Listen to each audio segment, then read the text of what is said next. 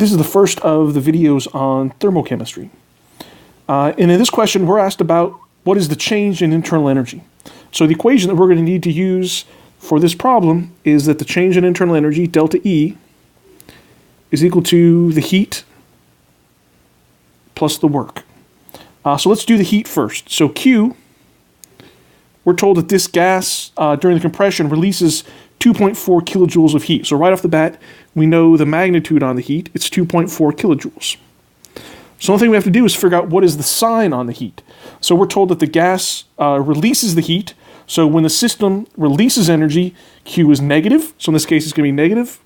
If it had said that the gas absorbed heat, then the Q would have been positive. Right, now we can calculate the work. So we're told that the gas is compressed from an initial volume of 20.5 liters to a final volume of 8.9 liters.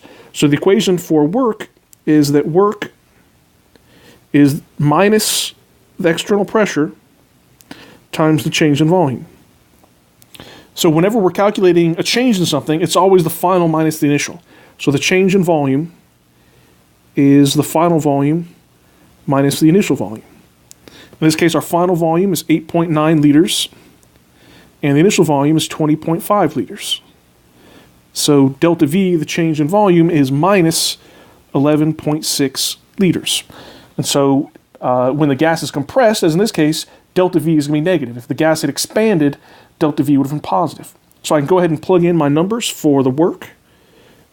So the external pressure is 5 atmospheres, so it's minus 5 atmospheres. Delta V was negative 11.6 liters. And so when I multiply these out, I get positive 58.0 liters. Atmospheres are the units. All right, now it makes sense that the work would be positive in this case because when I compress a gas, the surroundings are doing work on the system. So the system is increasing in energy, so work should be positive. If the gas expands, then the system is doing the work, and when a gas expands, the work is going to be negative. All right? Now, before I can add my heat and my work together, I've got to get them in the same units. So heat is in kilojoules, my work is in liter atmospheres, so I'm going to convert my work from liters atmospheres into kilojoules.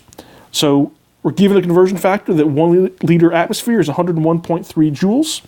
So using that and the fact that there are 1,000 joules in 1 kilojoule, I can do that unit conversion.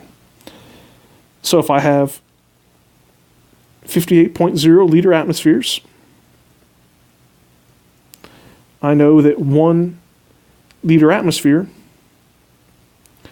is 101.3 joules. Furthermore, I know that there are 1,000 joules in 1 kilojoule. So if I look at my units, liter atmospheres cancel, joules cancel. I'm left with kilojoules. And so my work in kilojoules is positive 5.88 kilojoules. So now all I have to do is add them together. So delta E is equal to Q, which was minus 2.4 kilojoules, plus W, which is 5.88 kilojoules. And so delta E for this problem is positive 3.5 kilojoules.